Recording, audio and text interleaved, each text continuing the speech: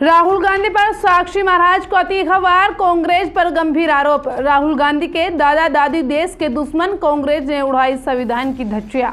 आपको बता दें कि अपने बयानों से हमेशा सुर्खियों में रहने वाले भाजपा के फायर ब्रांड नेता उन्नाव से भाजपा सांसद साक्षी महाराज ने एक बार फिर कांग्रेस और राहुल गांधी पर तीखा हमला बोला है। अपने आवास पर मीडिया से बात करते हुए उन्होंने विपक्ष के नेता राहुल गांधी को सीधे निशाने पर ले लिया है।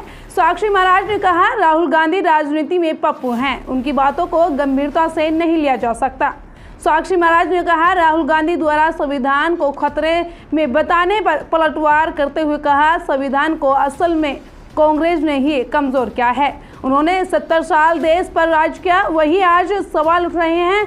इतना ही नहीं, साक्षी महाराज ने कांग्रेस इतिहास पर सवाल खड़े किए हैं। उन्होंने कहा, राहुल गांधी के दादा दादी ने देश का विभाजन कराया, वे देश के दुश्मन थे। कश्मीर की समस्या और हिंदू मुस्लिम राजनीति कांग्रेस की ही देन है। उन्होंने प्रधानमंत्री मोदी की सरकार की तारीफ करते हुए कहा, कांग्रेस के 70 साल और मोदी की 11 साल बराबर हैं। विकास और राष्ट्रीय हित के लिए मोदी सरकार ने जो किया वह अभूतपूर्व है। देखिए इस खास रिपोर्ट को।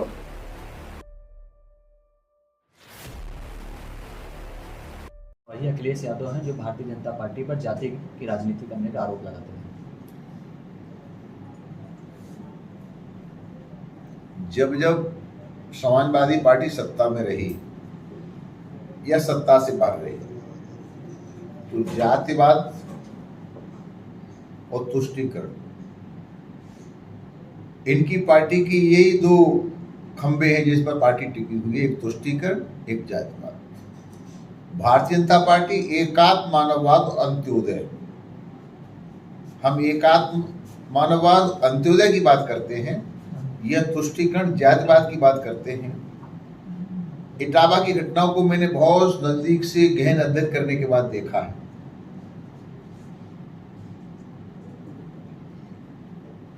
छद्मवेश में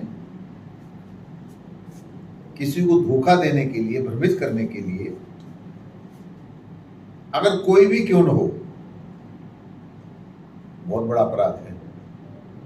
मैं एक बहुत बड़ा दृष्टांत प्रमाण के साथ देना चाहता हूं। इस धरती पर रावण से बड़ा कोई विद्वान नहीं था, उसकी नाभि में अमृत था, और उत्तम कुल का, ब्राह्मणों का भी ब्राह्मण, उत्तम कुल पुलस्त करनाति शिवरंज पूजे वो भांति। जब वो सीता की चोरी करने के लिए एक महात्मा बनकर के गया तो जानते हो गोस्वामी जी ने क्या कहा? उत्तम कुल पुलस्तकर नाती शिवरंज पूजे वो भांति, सो 10 शीश स्वान की नाई। उस ब्राह्मण को कुत्ता कह दिया गोस्वामी जी ने। किसी ब्राह्मण ने तो बुरा नहीं माना, कोई लड़ाई झगड़ा तो नहीं हुआ, क्योंकि वो वेश बदल करके गया। इटावा की घटना भी ऐसी है, जिनकी उत्तरदारी कह रहे हैं उनके पास 2 आधार कार्ड, एक में ब्राह्मण लिखा है, एक में यादव लिखा है। ये रोगन्या है क्या जो वेश बदल करके देश में रह रहे हैं? ये आतंकवादी है जो छुप के रह रहे हैं। आप यादव लिखो ना, कौन मना करता है? यादव लिख करके कथा करो, कौन रोक रहा है तुमको? मुझे कौन रोक रहा है? और ये सर्वविदित है, राम ठाकुर थे, रावण ब्राह्मण था, राम ने रावण को मारा। आज तक किसी ब्राह्मण ने राम का पुतला तो नहीं जलाया, क्योंकि पता था वो गलत है। तो ब्राह्मण तो इतना समझदार है, इतना बड़ा उत्तम कुल का सबसे बड़ा पंडित राम ने भी जिसे पूजन के लिए बुलाया, तो उसका पुतला तो किसी ने नहीं जलाया। राम का पुतला तो किसी ने जलाया, क्यों हमारे भगवान, हमारे पंडित जी को क्यों मार दिया? तो यहां गुणों से पूजा होती है, जाति से पूजा नहीं होती। जहां तक भागवत का, कथा का प्रश्न है, तो भागवत के पहले वक्ता सुखदेव जी महाराज तो मल्ला जाति से, निषाद जाति से आते थे। आज तक तो ब्राह्मण ने नहीं कहा अगर ये निषादों की लिखी हुई भागवत है हम इसको नहीं छुएंगे। व्यास तो मल्ला के बेटे थे। कौन से व्यास?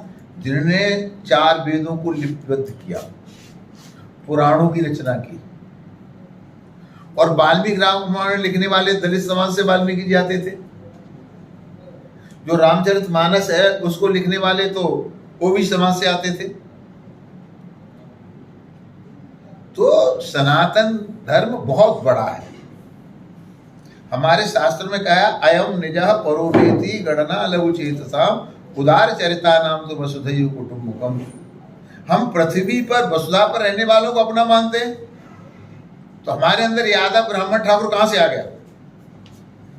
परंतु ये अखिलेश की पार्टी, उनके दिमाग में है जातिवाद। जो जातिवाद का जहर घोल घोल के राजनीति करना चाहते हैं। पर याद रहे, अब देश की जनता जाग गई है। अगर हम जातिवाद को देखते तो मोहन यादव को मुख्यमंत्री बनाते क्या? अगर हम जातिवाद को देखते तो आरिफ खान को गवर्नर बनाते क्या? तो ये जातिवाद की राजनीति समाजवादी पार्टी और माननीय अखिलेश जी कर सकते हैं। ब्राह्मण भी बहुत समझदार है, हिंदुस्तान की जनता समझदार है। अब जातिवाद और तुष्टीकरण की राजनीति करने वालों की दाल नहीं गलने वाली है। 2017